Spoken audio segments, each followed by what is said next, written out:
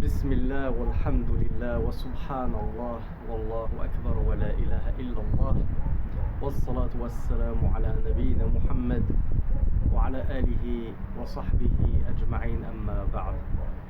Alors un chapitre ou un sous-chapitre très judicieux de la part de Cheikh Saleh Al-Fawzan Hafidhahullah, ça va être les bonnes conduites à tenir lorsqu'on se rend à la mosquée et lorsqu'on est à la mosquée, lorsqu'on rentre dans la mosquée, puis qu'on attend la prière, etc. Vous allez peut-être penser que c'est un sous-chapitre qui concerne tout particulièrement les hommes, mais comme on l'a vu dans le sous-chapitre des règles, c'est-à-dire des menstrues et des lochis, la science est bonne à apprendre de tout le monde, qu'on soit homme ou femme. Tous les chapitres de la science sont judicieux à être appris. Pourquoi ? Parce qu'on a vu que nous, en tant qu'hommes, on se doit quand même de connaître un minimum le sous-chapitre des lochis et des menstrues, parce qu'on est amené à avoir une femme, on est amené à avoir des filles, on est amené à faire da'wa à notre propre famille, et si eux sont ignorants, qui va leur expliquer ce genre de questions un petit peu sensibles et un petit peu honteuses? Eh bien c'est pareil pour le sous-chapitre de Al-Mash ila al-Masjid, le fait de se rendre à la mosquée. Si on a une sœur qui est divorcée, c'est elle qui élève seule ses enfants, ses garçons, qui va leur apprendre ces bonnes conduites-là si la mère n'a pas appris ce sujet-là et que le père a complètement délaissé ses enfants? Donc, ne vous dites pas c'est un chapitre réservé uniquement aux hommes, même les femmes peuvent, et il est même recommandé qu'elles apprennent ce chapitre-là pour le transmettre ensuite aux hommes de leur famille. Donc le cheikh nous dit Bab film adabil mashi ila salah, chapitre sur les bonnes convenances à adopter lorsqu'on se rend à la prière. أيها المسلم إنك بحاجة ماسة إلى معرفة الآداب المشروعة التي تسبق الصلاة. Donc déjà le cheikh Saleh Al-Fawzan nous dit aux musulmans, il convient que tu apprennes les bonnes conduites à adopter en te rendant, ou plutôt qui précèdent la prière. Donc toutes ces bonnes conduites, c'est des conduites qu'il convient de mettre en pratique avant la prière. Isti'dadan laha, afin de s'y préparer à la prière. لأن الصلاة عبادة عظيمة ينبغي أن يسبقها استعداد وتهيؤ مناسب. Car la prière est une adoration immense et il convient de la faire précéder d'une préparation convenable.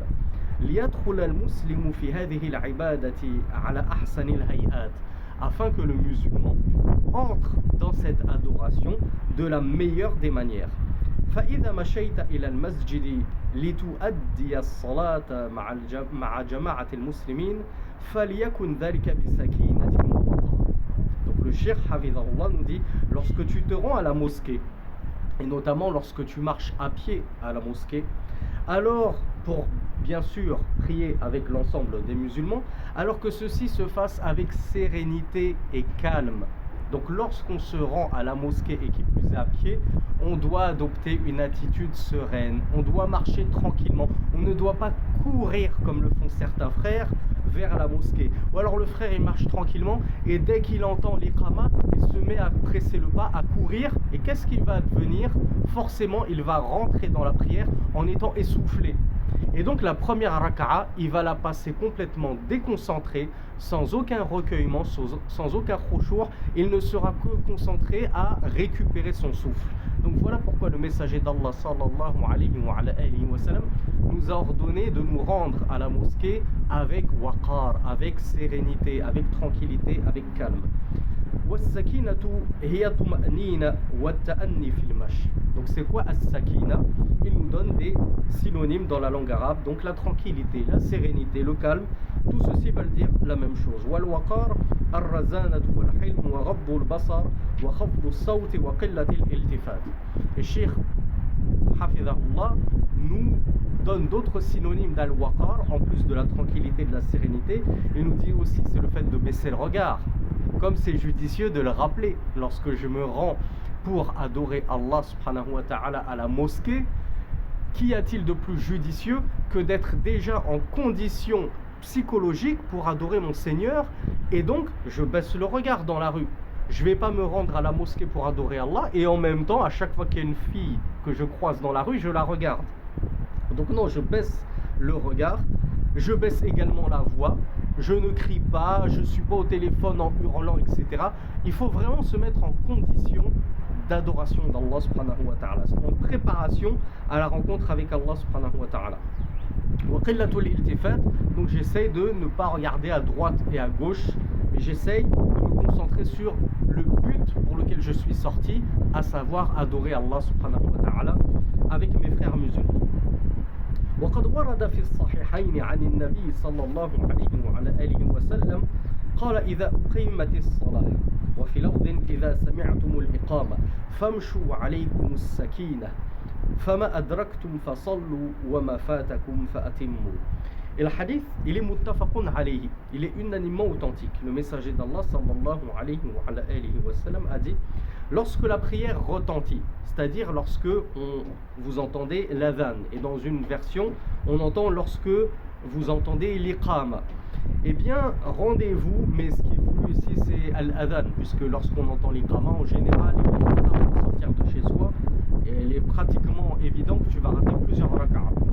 Donc lorsque tu entends l'appel à la prière, le messager d'Allah nous dit famchou, marchez, c'est-à-dire marchez vers la mosquée, wa alaykum sakina, et que vous enveloppe la tranquillité. Donc c'est-à-dire marchez avec calme, sérénité, tranquillité. Fama adraktum fasallu, ce que vous chopez, si je puis me permettre l'expression, avec l'imam, ce que vous attrapez de la prière de l'imam, priez-la.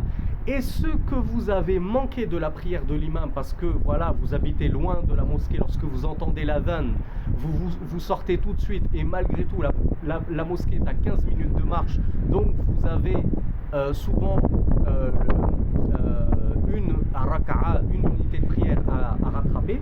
Et bien le messager d'Allah nous dit: ce que vous avez manqué, complétez-le. Donc voilà pourquoi les savants nous disent: il ne faut pas courir pour se rendre à la mosquée. Pourquoi? Parce que le messager d'Allah sallallahu alayhi wa sallam t'a dit: ce que tu as réussi à avoir avec l'imam, prie-le, et ce qu'il t'a échappé de sa prière, complète-la. Donc pourquoi courir? Tu as une compensation, tu peux rattraper ce qu'il t'a manqué avec l'imam, il n'y a aucun mal. Ensuite, on ne va pas rentrer dans les détails, vous savez que c'est du fiqh simplifié, mais comment les savants ont compris fa'atimmu, complétez votre prière. Qu'est-ce que ça veut dire compléter votre prière? Est-ce que ce que je rattrape tout seul après le salam de l'imam, ça fait partie du début de ma prière? Et dans une version c'est faqdu, c'est-à-dire rattraper, donc c'est le début de ma prière que je rattrape, ou bien atimmu, compléter, ce que je vais compléter tout seul c'est donc la fin de ma prière.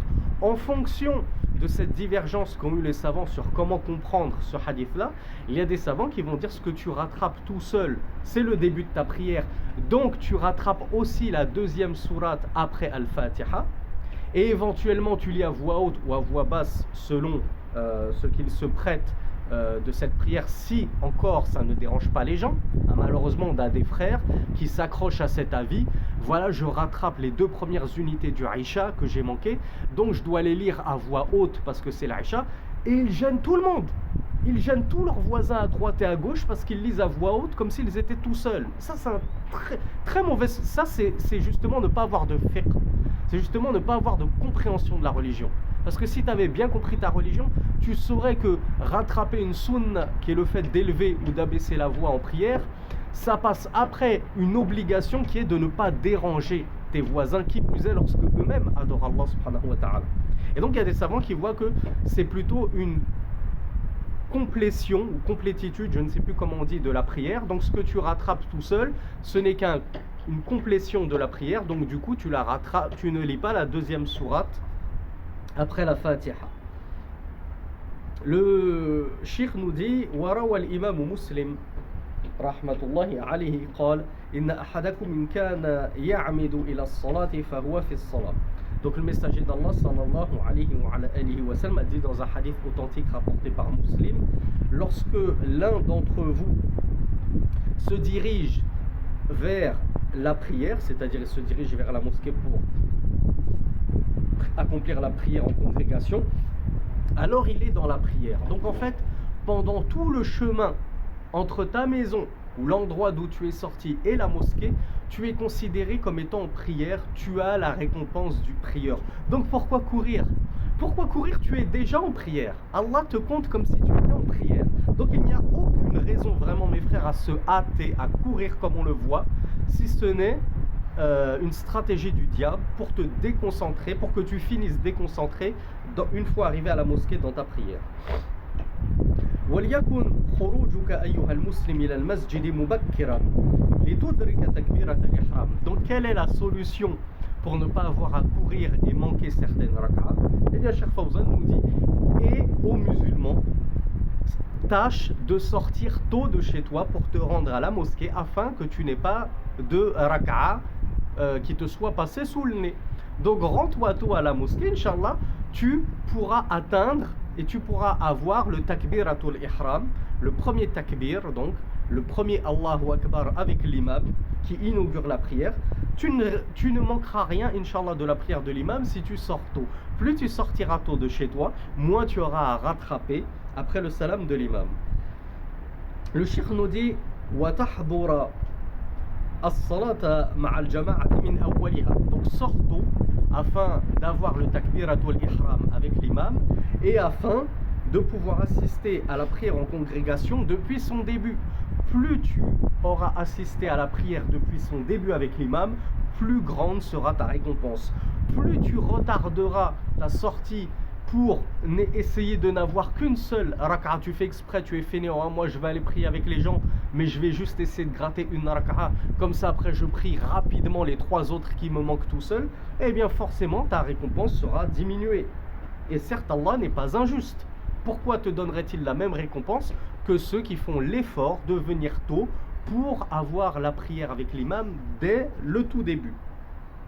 Le cheikh, hafidhahullah, nous dit وَقَارِبْ بَيْنَ خُطَاكَ فِي مَشِّكَ إِلَى الصَّلَاةِ لِتَكْثُرَ حَسَنَاتُكَ. Et fais des petits pas lorsque tu te rends à la prière. C'est-à-dire, ne fais pas des grands pas pour te dépêcher d'aller à la mosquée.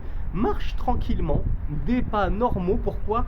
Afin de multiplier les pas, afin d'avoir d'autant plus de hasanat, d'autant plus de bonnes actions. Pourquoi? Parce que chaque pas que tu fais vers la mosquée, ça va t'élever, comme on va le voir, en degrés, comme l'a dit le messager d'Allah. Donc plus tu feras de grands pas pour te dépêcher d'arriver à la mosquée, et moins tu feras de pas, logiquement, et donc moins tu auras d'élévation en degrés, moins tu auras de péché diminué, et moins tu auras de hasanat. Donc marche normalement, tranquillement, ne te hâte pas. ففي الصحيحين عن النبي صلى الله عليه وعلى آله وسلم أنه قال إذا توضأ أحدكم فأحسن الوضوء ثم خرج إلى المسجد لا يخرجه إلا الصلاة لم يخطو خطوة إلا رفعت له بها درجة وحطت عنه بها خطيئة. Donc dans un hadith qui est unanimement authentique, le messager d'Allah sallallahu alayhi wa sallam a dit: lorsque l'un d'entre vous fait ses ablutions et qu'il les accomplit consciencieusement, donc pas à la va-vite, puis qu'il sort à la mosquée. Or, rien ne le fait sortir de chez lui si ce n'est la prière. Tu ne sors pas pour aller à l'épicerie et je vais en profiter pour prier, c'est l'heure de la prière, je vais faire d'une pierre d'un coup. Non, le motif qui te pousse à sortir de chez toi, c'est la prière. Eh bien, le messager d'Allah nous dit: il ne fait pas un pas sans que l'un de ses pas l'élève en degré et que l'autre de ses pas ne lui diminue d'un péché. Donc vous voyez pourquoi vous avez tout à gagner à faire des petits pas pour avoir le plus de pas possible et donc le plus de degrés de gagner possible. فَإِذَا وَصَلْتَ بَابَ الْمَسْجِدِ. Donc là on a vu les conduites à tenir lorsque tu te rends sur le chemin de la mosquée. Maintenant, une fois que tu arrives au pied de la porte de la mosquée, quelles sont les conduites à tenir? Le cheikh nous dit: lorsque tu as atteint la porte de la mosquée, avance d'abord le pied droit pour rentrer dans la mosquée. Le contraire des toilettes, si vous vous souvenez. Quel pied on avance pour rentrer aux toilettes? Le pied gauche. Quel pied j'avance pour entrer dans mon lieu d'adoration? Le pied droit. On commence toujours par la droite pour les belles choses et les bonnes choses. وقل بسم الله أعوذ بالله العظيم وبوجهه الكريم وسلطانه القديم من الشيطان الرجيم. Et dis cette dua, bien sûr en arabe, apprends-la akhi, mais pose, écris-la et apprends-la. Bismillah, Au nom d'Allah, A'udhu billahi al-azim, je cherche protection auprès d'Allah l'immense, wa biwajhi al-karim, et par sa noble face, wa sultanihi al-qadim, et son pouvoir de toute éternité, minash shaytani ar-rajim, contre le démon lapidé. Allahumma salli ala Muhammad. Puis dit cette seconde dua. Oh Allah, prie sur Muhammad. Allahumma salli ala Muhammad. Allahumma khfir li dhunubi. Oh Allah, pardonne-moi mes péchés. Waftah li abwab rahmatik. Et ouvre-moi les portes de ta miséricorde. Donc vous avez vu, vous avez une ligne, deux lignes de dua à apprendre. C'est très simple. Vous verrez qu'à chaque fois que vous revivifierez cette sunna de lire cette dua en rentrant à la mosquée, moi ce que je faisais, je vais vous donner un petit tuyau, mais qui va vous servir pour tout votre hifz, tout ce qui est mémorisation. Appliquez ce conseil que je vous donne. Moi, cette dua, elle était affichée en haut de la porte de ma mosquée en Égypte. Donc à chaque fois que je rentrais dans cette mosquée, j'avais jamais appris cette dua, j'avais pas fait l'effort de l'apprendre par cœur, mais je me contentais de lire cette dua. Eh bien, figurez-vous que jour après jour, semaine après semaine, mois après mois, cette dua, ça y est, je l'avais apprise par cœur, sans même avoir essayé de prendre la citadelle du musulman chez moi et de l'apprendre par cœur. Non, juste en la lisant, wabit takrar, avec la répétition, les choses finissent par être gravées comme dans la roche. Et je vous l'avais dit, c'est ainsi que j'ai appris Surat Al-Kahf, la caverne. Je ne l'ai jamais apprise dans le mushaf chez moi tout seul, en répétant, mais simplement en la lisant tous les vendredis à la mosquée. Je me suis rendu compte au bout de quelques mois que je la connaissais par cœur, sans avoir fait l'effort de la mémoriser. Et ça, c'est vraiment un conseil en or que je vous donne. Multipliez la lecture de vos du'as, multipliez la lecture du Coran, multipliez la lecture des livres que vous voulez apprendre, les moutons importants, et vous verrez que parfois il n'y a pas besoin d'apprentissage, il n'y a pas besoin de s'arracher les cheveux, ça finit par rentrer tout seul. Plus tu liras, plus tu répéteras, et plus tu apprendras. Donc ça c'est pour rentrer à la mosquée. Cheikh Fawzan hafidhahullah nous dit وَإِذَا أَرَدْتَ الْخُرُوجَ فَقَدِّمْ رِجْلَكَ الْيُسْرَى. Et bien évidemment, comme c'est le cas pour les toilettes, lorsque je veux sortir de la mosquée, qu'est-ce que j'avance? Le pied gauche, le contraire des toilettes. Les toilettes, qu'est-ce que j'avance lorsque je veux sortir des toilettes? Je sors en commençant par le pied droit. Je laisse le pied gauche être le dernier à rester dans un endroit impur. La mosquée, c'est tout le contraire. Je laisse mon pied droit être le dernier à sortir de ce lieu d'adoration. Donc j'avance d'abord mon pied gauche lorsque je sors de la mosquée.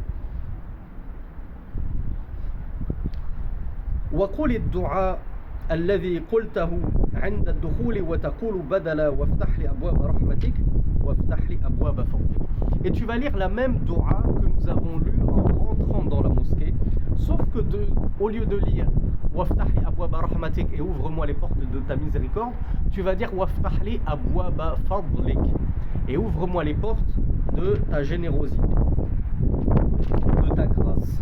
وذلك لأن المسجد محل الرحمة. Et ceci car la mosquée est un endroit de miséricorde. وخارج المسجد محل الرزق.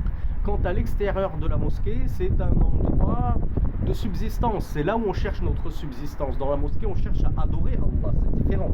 وهو فضل من الله. Or, la subsistance, c'est une grâce d'Allah. Voilà pourquoi lorsque je sors de la mosquée, je demande à Allah qu'il m'ouvre les portes de sa grâce, de sa subsistance. Et lorsque je rentre dans la mosquée, je lui demande plutôt les portes de sa miséricorde.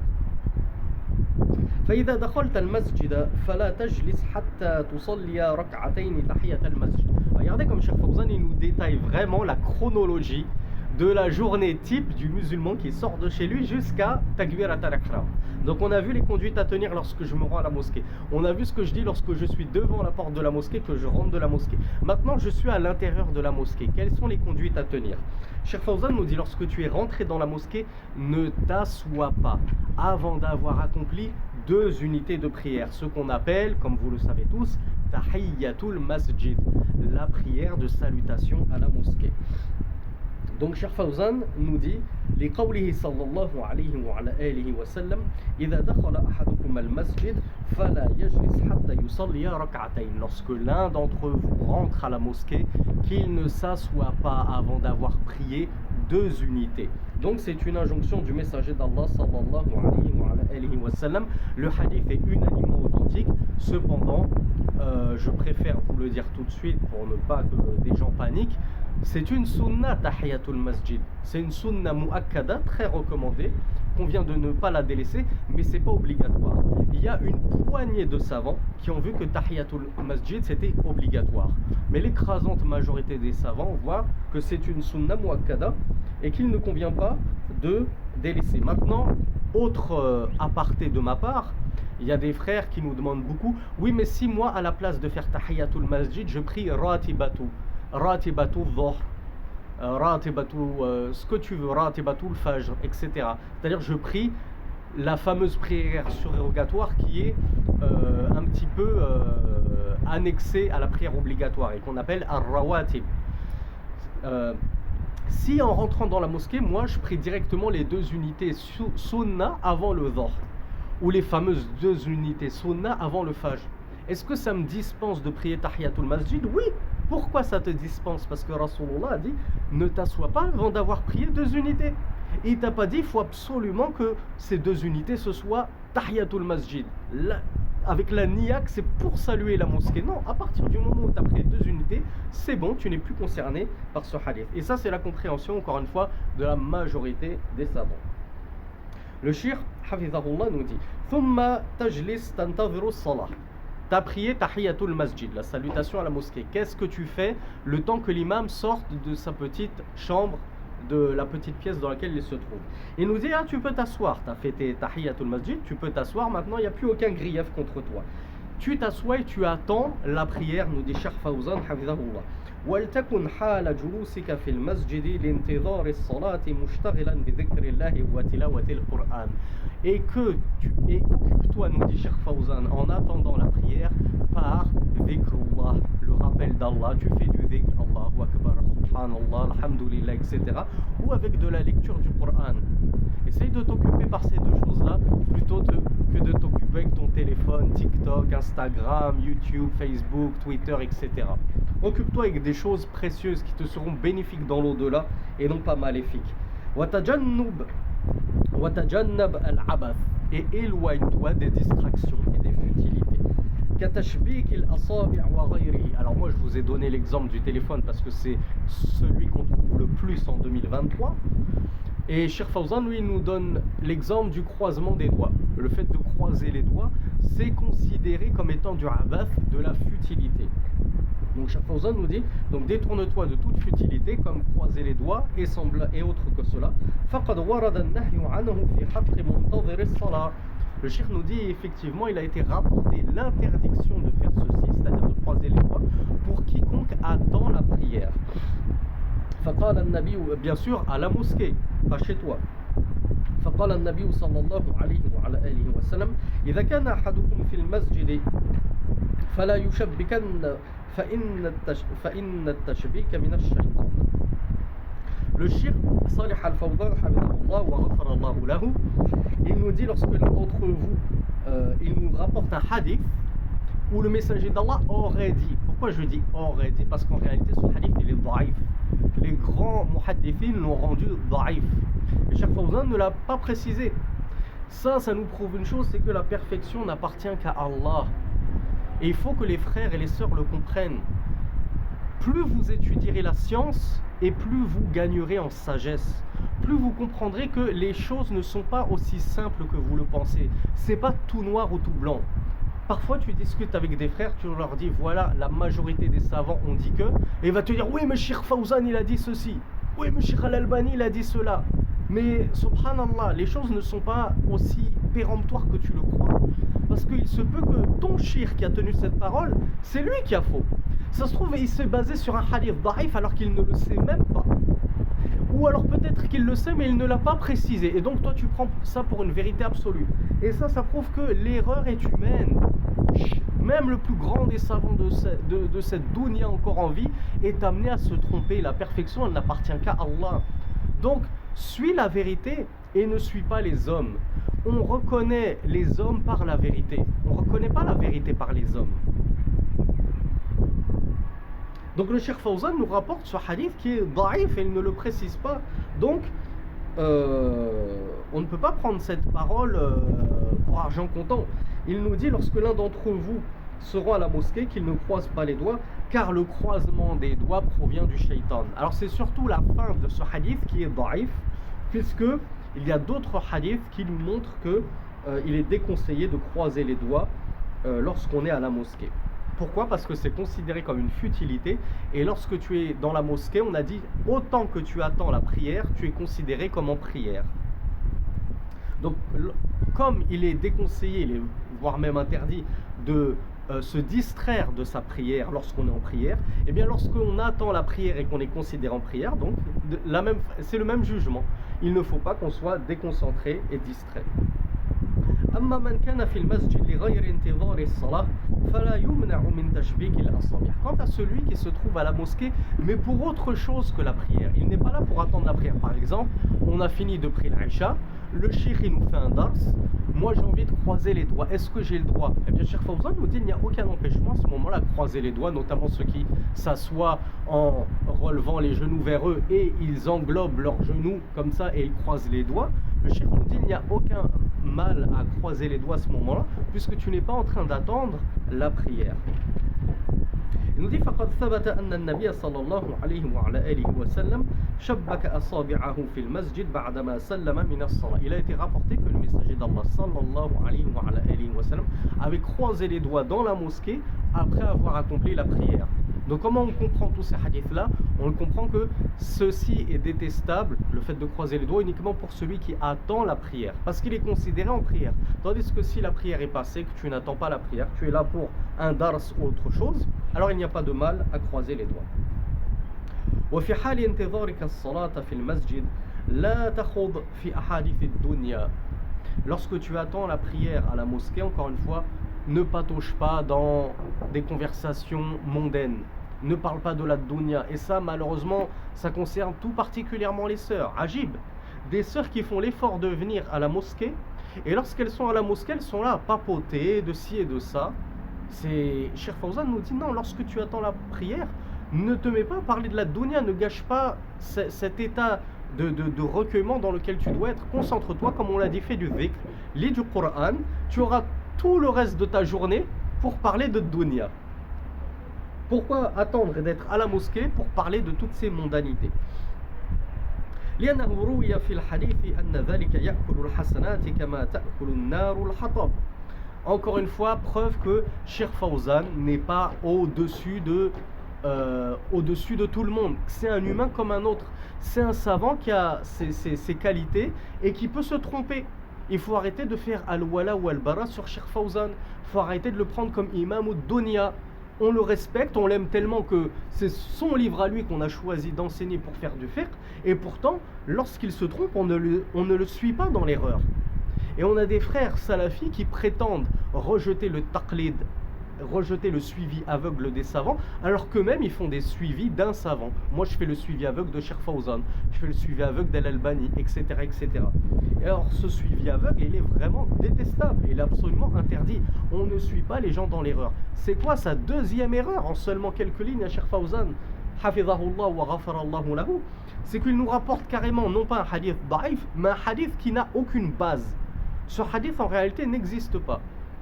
Le Cheikh Fawzan Hafidhahullah, il nous dit pourquoi on ne doit pas parler de mondanité lorsqu'on attend la prière. Il nous dit parce qu'il a été rapporté un hadith, alors qu'en fait ce n'est absolument pas un hadith, il n'a aucune base, comme le disent les savants, dont Cheikh Al-Albani rahmatullahi alayhi. Il nous dit car cela mange tes bonnes actions comme le feu consume le bois, les fagots de bois. Alors que ce hadith-là, que soi-disant celui qui parle de mondanité à la mosquée, ça lui mange, ça lui dévore ses hasanats, ses bonnes actions, comme le feu dévore les fagots de bois, il n'a aucune base, ce hadith. وقد ورد في الحديث الآخر أن العبد في صلاة ما دام ينتظر الصلاة والملائكة تستغفر له فلا تفرط أيها المسلم في هذا الثواب وتضيعه بالعبث والاشتغال بالقيل والقال. Donc le Cheikh Fawzan nous dit, et il a été rapporté dans un autre hadith que le serviteur est en prière tant qu'il attend la prière. Donc comme vous l'avez vu, en fait on est considéré en prière depuis que tu sors de chez toi. Tout le chemin que tu fais vers la mosquée, tu es considéré comme étant en prière. Quand tu attends, tu as fait ta tahiyatul masjid, tu attends, quand bien même tu ne lis pas du Coran, tu ne fais pas du dhikr, tu attends comme ça que l'imam sorte, eh bien tu es considéré encore en prière. Et Cheikh Fawzan nous dit, et les anges demandent pardon pour toi. Tant que tu attends la prière, les anges demandent pardon pour toi, nous dit Cheikh Fawzan, hafizahullah. Donc il nous dit, ne gâche donc pas ce temps avec des futilités et des distractions. وَإِذَا أُقِيمَتِ الصَّلَاةِ. Donc là, la prière retentit. On fait l'iqama. Quelles sont les conduites à tenir lorsque j'entends l'iqama? Le cheikh nous dit فَقُمْ إِلَيْهَا عِنْدَ قَوْلِ الْمُؤَذِّنِ قَدْ قَامَتِ الصَّلَاةِ. Quand est-ce que je dois me lever? Une question qui a fait un petit peu de divergence entre les savants. À quel moment je dois me lever pour la prière lorsqu'on appelle à la prière qu'on fait l'iqama? Le cheikh il nous dit, tu dois te lever lors de la parole du muezzin, du mu'adhin, qad qamatis salah. Sachant que chez les malikites, le muezzin ne le répète qu'une fois, et chez les trois autres écoles, il le répète 2 fois. لأن النبي صلى الله عليه وعلى آله وسلم كان يفعل ذلك. Il nous dit, le messager d'Allah sallallahu alayhi wa alihi wa sallam faisait cela. Et il se levait pour la prière lorsqu'il entendait قد قامت الصلاة. وإن قمت عند بدء الإقامة فلا بأس بذلك. Cependant, si tu te lèves au tout début de l'iqama, lorsque le muezzin dit Allahu Akbar, il n'y a aucun mal à cela. C'est pas une obligation. هذا إذا كان المأموم يرى الإمام. Cependant, ceci est valable, est applicable pour celui qui voit l'imam. C'est-à-dire l'imam, il est à côté de lui, ou la porte de sa chambre est ouverte, donc tu le vois. Lorsque tu vois l'imam, tu te lèves à qad qamatis salah. On a dit, c'est la conduite du messager d'Allah, comme nous l'apprend Cheikh Fawzan. Ça ne veut pas dire que c'est obligatoire et que tu n'as pas le droit de te lever avant. On a vu, tu peux te lever avant, il n'y a aucun souci. Il nous dit فإن كان لا يراه يعني الإمام حال الإقامة فالأفضل أن لا يقوم حتى يراه. Il nous dit cependant, si tu ne vois pas l'imam, alors ce qui est préférable, c'est que tu te lèves uniquement lorsque tu vois l'imam. C'est-à-dire toi tu es au dernier rang ou alors tu es dans une partie très excentrée de la mosquée, tu ne vois pas l'imam. Tu entends qad qamatis salah, cependant tu ne vois toujours pas l'imam, tu ne te lèves pas jusqu'à ce que tu vois l'imam. Dès que tu vois l'imam, quand bien même c'est la dernière parole de l'iqama, la ilaha illallah, tu te lèves à ce moment-là. Lorsque tu vois l'imam, tu te lèves. Donc 2 situations, si je vois l'imam, je me lève à qad qamatis salah, et en fait si je ne vois pas l'imam, qu'il n'est pas encore là, je ne me lève que lorsque je vois l'imam.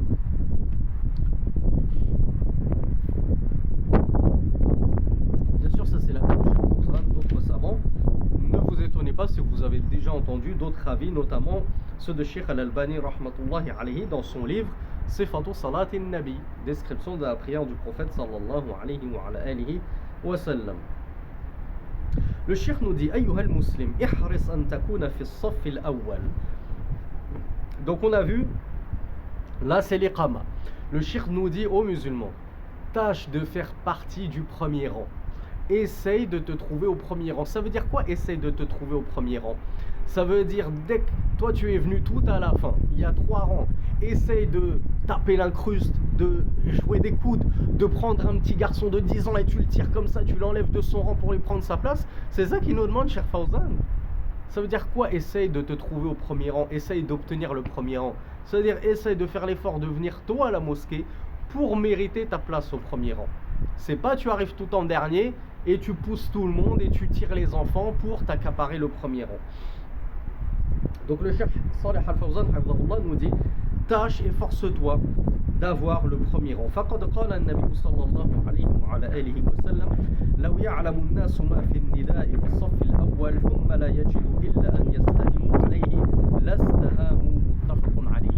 Il y a un hadith unanimement authentique où le messager d'Allah sallallahu alayhi wa sallam a dit, si les gens savaient ce qu'il se trouvait, c'est-à-dire de récompenses énormes dans l'appel à la prière, c'est-à-dire à être muezzin, à faire l'adhan, à faire l'iqama, et dans le premier rang, et qu'ils ne trouvaient rien d'autre pour se départager qui va faire l'appel à la prière, qui va peupler le premier rang, que de tirer au sort, ils auraient tiré au sort. Pour vous dire à quel point c'est super, comment on dit, c'est super, c'est le jackpot, j'ai oublié l'expression, c'est plein de récompenses d'être muezzin, de faire l'adhan, encore faut-il savoir le faire correctement comme on l'a vu dans les cours précédents, et de faire partie de ceux qui sont au premier rang. وقال النبي صلى الله عليه وعلى آله وسلم خير صفوف الرجال أولها. Et dans un hadith qui est rapporté dans Muslim, il est authentique, le messager d'Allah dit le meilleur des rangs des hommes est le premier, et il a bien précisé des hommes. Donc oui, le premier rang est bien meilleur que le second rang, et le second rang il est bien meilleur que le troisième, et ainsi de suite. Plus tu seras proche de l'imam, et plus ta récompense sera grande. Le messager d'Allah, ou plutôt Cheikh Fawzan, nous dit wahris ala al-qurbi min al-imam, et essaye d'être le plus proche possible de l'imam. Faqad qala an-nabi sallallahu alayhi wa ala alihi wa sallam liyaliyani minkum ulul ahlami wan nuha. Et dans une version liyalini minkum ulul al-ahlami wan nuha. Alors dans ce hadith qui est aussi sahih rapporté par Muslim, le messager d'Allah dit que me suivent, c'est-à-dire que soient juste derrière moi, entre guillemets, les plus proches derrière moi, les doués d'esprit et de sagacité, de raison. Cependant, les savants ont expliqué ce hadith d'une manière judicieuse.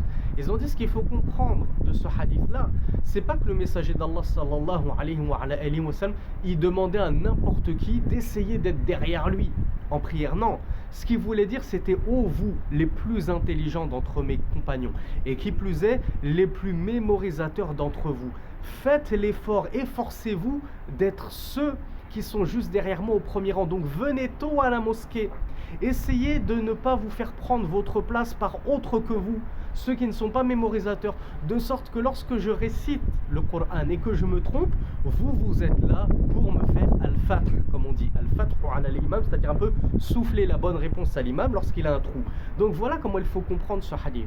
C'est-à-dire que normalement, si toi tu es un mémorisateur du Coran, si toi tu es quelqu'un de pieux, de vertueux, tu devrais normalement te trouver derrière l'imam, au cas où il aurait besoin de toi parce qu'il a un trou. C'est pas, moi je vois ce hadith, alors je vais essayer d'être derrière l'imam. Rasulullah il a dit que soit derrière moi, que me suivent les doués de raison. Moi j'ai de la raison, j'ai bac plus 30, je vais me mettre juste derrière l'imam. D'accord, il va lire juste Alif Lam Mim Dhalika al-kitabu la rayba fi hudan. Il va avoir un trou, toi-même tu auras 2 fois plus de trous que lui.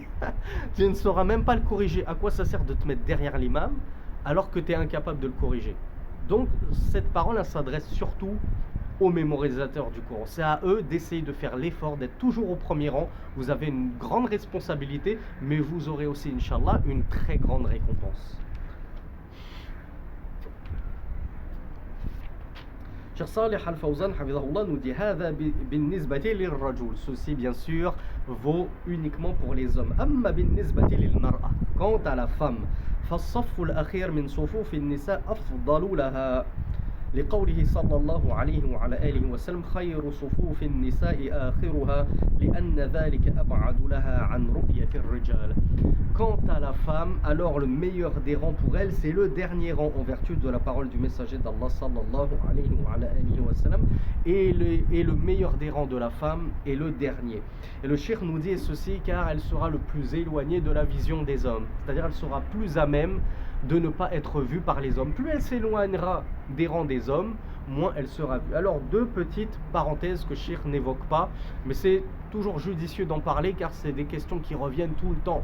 Les gens ne comprennent pas.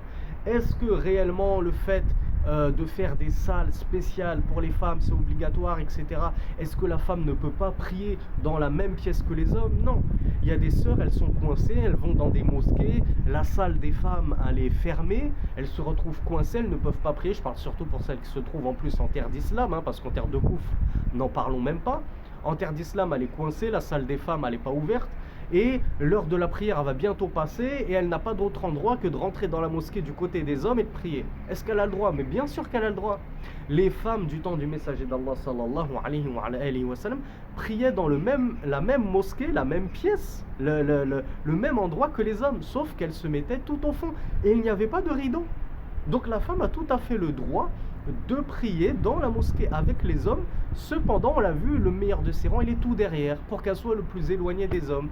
Et comme on l'a vu, si possible, elle met son niqab, qu'elle soit chaste, qu'elle soit pudique. Si vraiment elle ne souhaite pas être vue, elle met un niqab et le problème il est réglé. Tout est simple. Ça, c'était pour la petite aparté. Oui, les femmes ont le droit de prier dans une mosquée, soi-disant dans le coin des hommes. C'est pas le coin des hommes. La mosquée, elle appartient à tout le monde, aux hommes comme aux femmes. Maintenant, de nos jours, pour éviter la mixité, on a fait des salles spéciales femmes. Ça peut être un bien. Ça peut être un bien aussi. Mais il ne faut pas que les sœurs pensent qu'elles sont interdites de prier chez les hommes. Deuxième faïda, deuxième petit aparté. Les femmes, justement, si elles prient dans leur espace privé, c'est-à-dire il y a une salle spéciale pour les femmes, alors donc il n'y a plus de mixité possible. Donc les sœurs peuvent se demander, du coup, est-ce que le dernier rang, il est toujours meilleur pour nous? Ou bien comme on est tranquille entre nous, alors le premier rang, il est meilleur? Eh bien, sachez qu'il y a deux avis sur cette question de la part des savants. Il y a des savants qui disent, si les sœurs, elles sont dans leur coin spécial à elles, sans mixité avec les hommes, alors dans ce cas-là, elles suivent les hommes dans le jugement, c'est-à-dire que le premier rang sera meilleur pour elles que le dernier rang. Et il y a des hommes qui ont dit non, on va prendre le hadith du messager d'Allah au sens propre, au sens littéral, peu importe la situation, qu'elle soit en mixité ou en non-mixité, et le dernier rang sera, quoi qu'il en soit, toujours meilleur pour elles. ويتأكد في حق الإمام والمصلين الاهتمام بتسوية الصفوف. Un point fondamental, et là vraiment ça m'en a donné des cheveux blancs. Dans toutes les mosquées dans lesquelles j'ai été amené à être imam, les premiers temps, j'ai été amené à avoir des cheveux blancs à cause de ça, c'était incroyable. Après, avec une bonne da'wa, comme on va l'expliquer des propos de Cheikh Ibn Uthaymin, les choses peuvent rentrer dans l'ordre, alhamdoulilah. Si l'imam il a un certain charisme, qu'il sait faire da'wa, qu'il sait toucher le public, son public, et que les gens donc respectent leur imam et voient qu'il respire la sunna et donc ont envie de suivre la sunna par sa cause, on peut arriver à réformer des mosquées entières par la grâce d'Allah subhanahu wa ta'ala. Mais effectivement, quand je suis arrivé dans certaines mosquées qui n'étaient pas dirigées par des imams de la sunna, je voyais malheureusement les méfaits d'une da'wa qui n'est pas basée sur la sunna, qui les éloigne de la sunna. Et c'est une pagaille incroyable. Quelle est cette question? C'est la question de l'alignement des rangs.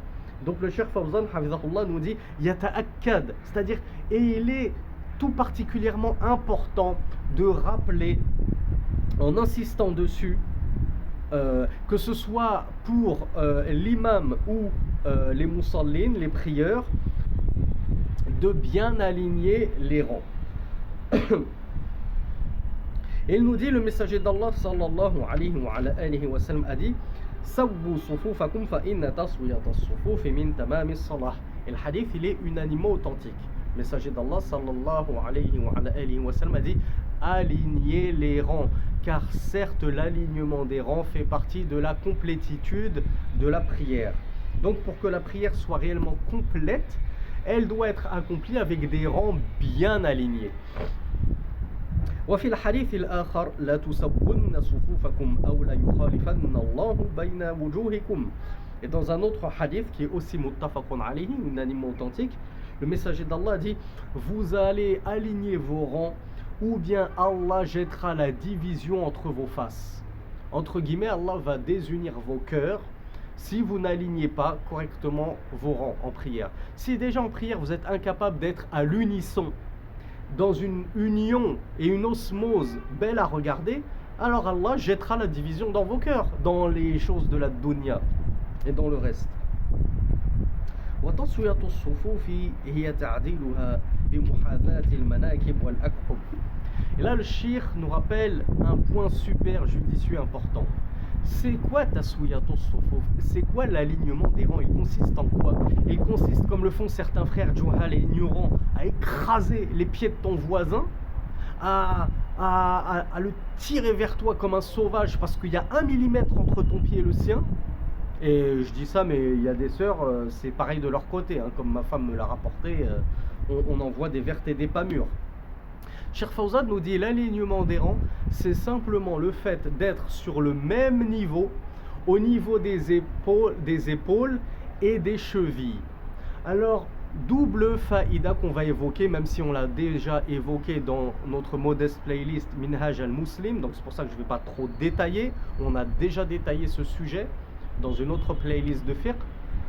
Il y a des frères qui chosent du 46, Allahumma barik.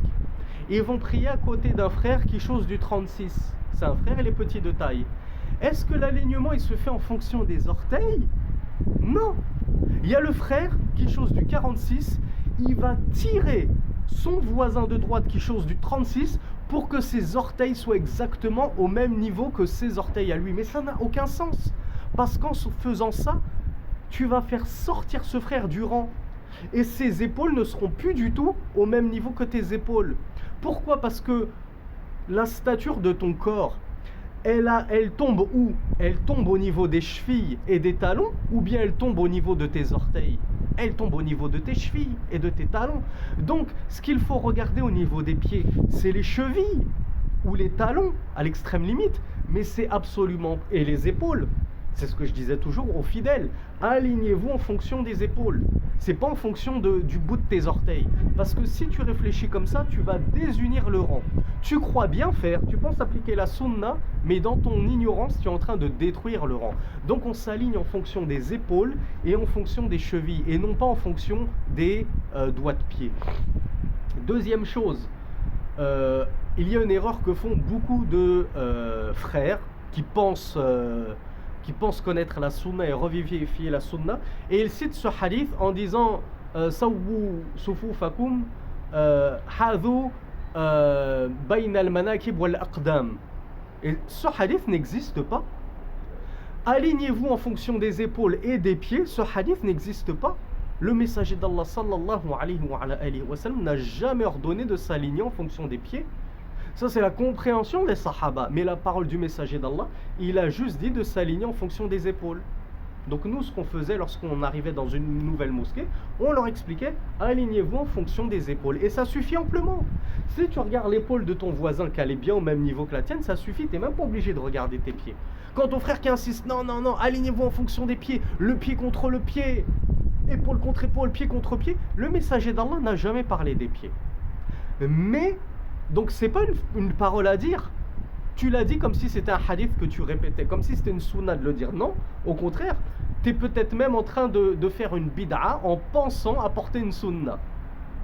Mais c'était quoi la compréhension des sahaba? Comment les compagnons du messager d'Allah ont compris ce hadith du messager d'Allah sallallahu alayhi wa sallam, de l'alignement, et que les épaules soient sur la même ligne? Eh bien, ils collaient leur épaule à l'épaule de leur voisin. Comme nous le rapporte, je crois que c'était Anas ibn Malik, ils collaient leurs genoux contre le genou de leur voisin, et ils collaient les chevilles contre les chevilles de leurs voisins. Donc, encore une fois, aucun rapport avec les doigts de pied. Et enfin, troisième petite faïda, et ça fait pas du tout partie du cours, mais c'est bon de le rappeler aux frères qui sont trop mutahammisoun, ils sont trop chauds, excusez-moi l'expression, ils veulent trop bien faire et en fait ils font mal. Ils croient et ils veulent toujours penser, et ils pensent toujours mieux connaître la sunna que les gens, parce qu'ils ont lu un livre dans leur vie, ça y est, c'est devenu Shaykhul Islam. Donc dès que l'imam il est pas là, il s'avance, moi je vais diriger les gens en prière, je vais leur montrer c'est quoi la sunna. Et alors il se met face à la qibla et il lit le hadith, etc. Il se retourne même pas pour regarder si les gens ils sont alignés ou pas. Donc première erreur, tu lis cette parole sans même regarder si les gens ils sont alignés ou pas. Qu'est-ce qu'il nous dit Cheikh Ibn Uthaymin rahmatullahi alayhi? Cheikh Ibn Uthaymin il nous dit, avant de rentrer en prière, tu dois te retourner vers les fidèles et tu dois regarder s'ils sont alignés ou pas. S'ils sont alignés, il n'y a aucun intérêt à ce que tu dises cette parole. Pourquoi ça prouve que d'une part tu n'as pas la langue arabe, tu comprends rien à l'arabe et tu comprends rien à la sunna. Parce que si tu dis à des gens Sawwu sufufakum alors qu'ils sont déjà alignés, ça veut dire que tu ne sais même pas ce qui sort de ta bouche. Tu es en train de dire à des gens déjà alignés, alignez-vous, mais ils sont déjà alignés. Pourquoi tu leur demandes de s'aligner? Et ça, c'est une faute qu'on rencontre de nombreux frères et de nombreux imams. C'est-à-dire que pour ceux qui ont compris qu'il faut se retourner et regarder si les rangs sont bien faits, il y a des imams qui voient que le rang il est bien fait et machinalement, c'est mécanique. Il ne cherche même pas à comprendre. Il a tellement l'habitude de le répéter qu'il ne cherche même pas à comprendre. Qu'est-ce qu'ils disent d'autre? Istaqimu wa'tadilu. Ils disent toutes ces paroles-là. Les gens, pour la plupart, dans certaines mosquées, c'est des frères de la sunna. Donc ils respectent ça. Ils sont tous bien alignés. T'as l'imam qui leur dit staqimu. Ils sont déjà mustaqimoun. Ils sont déjà bien droits, ils sont déjà bien alignés. Donc c'est des signes d'absence du fiqh de l'imam. Donc là, on parlait des erreurs des frères et des sœurs. Là, c'est des erreurs des imams ou de ceux qui endossent la capuche de l'imam quand l'imam n'est pas là. Ça, vous devez vous retourner, vous regardez, nous apprend Cheikh Ibn Uthaymin. Si les gens sont alignés, il n'y a aucun intérêt à réciter ce hadith. Ce hadith-là, le prophète sallallahu alayhi wa sallam, il ne l'a pas dit jusqu'à sa mort. Il l'a dit uniquement jusqu'à ce qu'il ait vu que les compagnons avaient compris comment s'aligner. Une fois que les compagnons savaient s'aligner, alors tu délaisses cette parole, tu n'as plus besoin de la dire. Sinon, ça n'a aucun intérêt, aucune logique.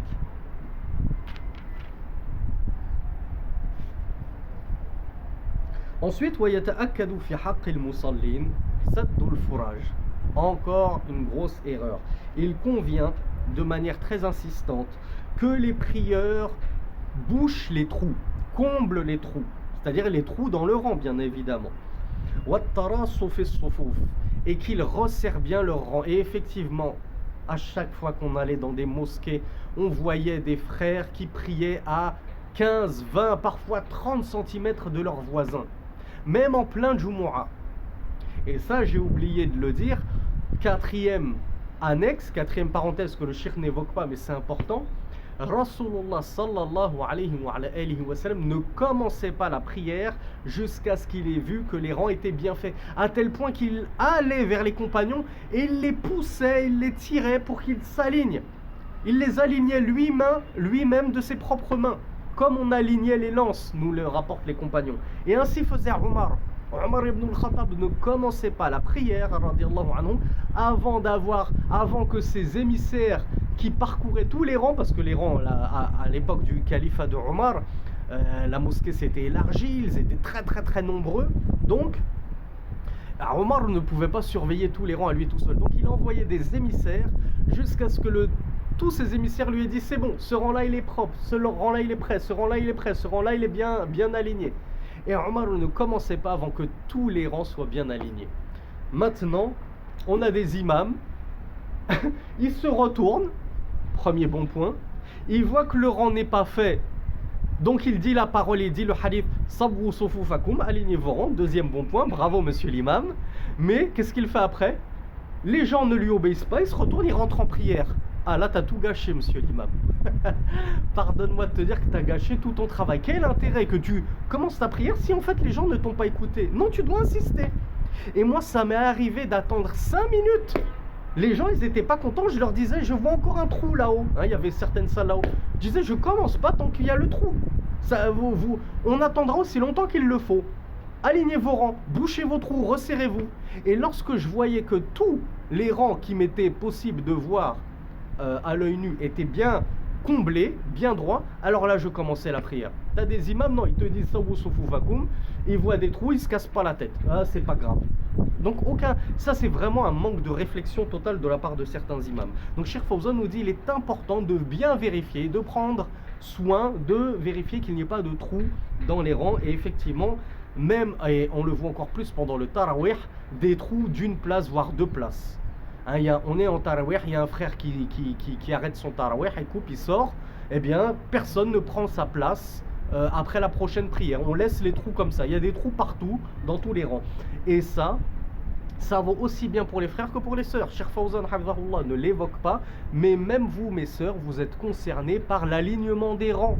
Ne vous dites pas ça c'est spécial pour les hommes, c'est pas grave si on est mal aligné, c'est pas grave s'il y a des trous entre nous. Même pour vous, mes sœurs, alignez vos rangs. Sinon c'est pas une jama'a, c'est plus une prière en congrégation, c'est une prière chacun pour soi. Quel intérêt de venir à la mosquée?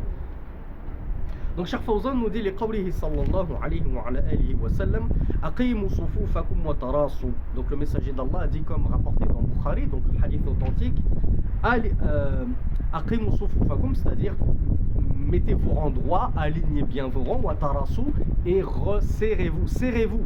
Donc les rangs doivent être bien serrés, il ne doit pas y avoir de trous. Dans une version d'un hadith, le messager d'Allah nous dit saddul furaj wala tadharu furujatin lish-shaytan. صدوا الفراش, pardon, ولا تذروا فروجات للشيطان. Comblez les trous et ne laissez pas d'interstice pour le diable. C'est-à-dire que le diable, lorsqu'il va avoir des trous entre les prières, il va s'y faufiler. Donc ne laissez pas de trous pour le diable. ومعناه لَاصِقُ الصُّفُوفِ. Donc c'est quoi le sens de ce hadith? De serrez-vous bien, c'est-à-dire collez les rangs. حتى لا يكون بينكم فراج, jusqu'à ce qu'il n'y ait pas entre vous de trous, de vide, de places vacantes. والمراصة التصاق بعض المأمومين ببعض. Donc le fait de serrer les rangs, c'est le fait que chaque prieur se colle à son voisin. Donc comme on l'a vu, le fait de se coller, qu'est-ce que ça veut dire? Ça veut juste dire de coller ton épaule à ton voisin. Ça ne veut pas dire lui écraser le pied. C'est pas ça la sunna. T'as rien compris mon frère, excuse-moi de te le dire. لِيَتَّصِلَ مَا بَيْنَهُمْ, afin que ce qu'il y a entre eux soit uni et joint. وَيَنْسُدَّ الْخَلَلِ, et que les trous, les combles, les places vacantes soient résorbés. فَلَا تَبْقَى فُرُجَاتٌ لِلشَّيْطَانِ, et afin qu'il ne demeure plus aucun interstice pour le diable, nous le dit Cheikh Fawzan, même s'il n'a pas précisé que c'était effectivement un hadith du messager d'Allah sallallahu alayhi wa alihi wa sallam. وقد كان النبي صلى الله عليه وعلى آله وسلم يهتم بتسوية الصفوف بتراص المأمومين فيها اهتماما بالغا. Et Cheikh Fawzan nous dit, le messager d'Allah sallallahu alayhi wa alihi wa sallam a accordé une grande importance à l'établissement et l'alignement des rangs des prieurs. C'est pas, il faisait comme certains imams, ils se retournent et ça y est, commence sa prière, il cherche même pas à savoir si on a obtempéré à son ordre ou non. Non, le messager d'Allah ne plaisantait pas avec cette chose-là, il y accordait une attention toute particulière. Ce qui indique l'importance de cela. C'est pas à prendre à la légère comme malheureusement c'est devenu le cas dans la plupart des mosquées, que ce soit en terre d'islam ou en terre de kufr. Franchement, même en terre d'islam, j'ai vu des dégâts au niveau de l'alignement des rangs, surtout durant les tarawih. Mais c'est vrai qu'en terre de mécréance, c'est encore plus le cas, parce que les gens sont encore plus plongés dans l'ignorance et encore moins éduqués, faute de l'absence de ulama pour éduquer les gens. وليس معنى رص الصفوف ما يفعله بعض الجهال اليوم من فحج رجليه حتى يضايق من بجانبه. Le Cheikh Fawzan termine sur cette petite erreur que font donc les gens, comme je vous le disais à plusieurs reprises. Il nous dit, le fait de serrer le rang, ce n'est pas faire ce que font certains ignorants. C'est Cheikh Fawzan qui les appelle ignorants, c'est pas moi. Donc ne pensez pas que c'est moi qui suis méchant et condescendant. Il nous dit, certains ignorants vont écarter leurs pieds, c'est-à-dire il va écarter ses jambes, comme je vous l'ai dit, jusqu'à écraser le pied de son voisin. Donc ils écartent trop leurs jambes pour soi-disant combler les trous. Le frère meskin, il pense qu'ensuite qu'il va suivre la sunna, donc il écarte son pied gauche jusqu'à son voisin gauche, il écarte son pied droit jusqu'à le voisin de droite, il nous fait un demi-grand écart, je ne dis pas qu'il fait le grand écart, on ne va pas exagérer, mais il nous fait un demi-grand écart, et au final, qu'est-ce qui se passe quand il fait ça, le frère?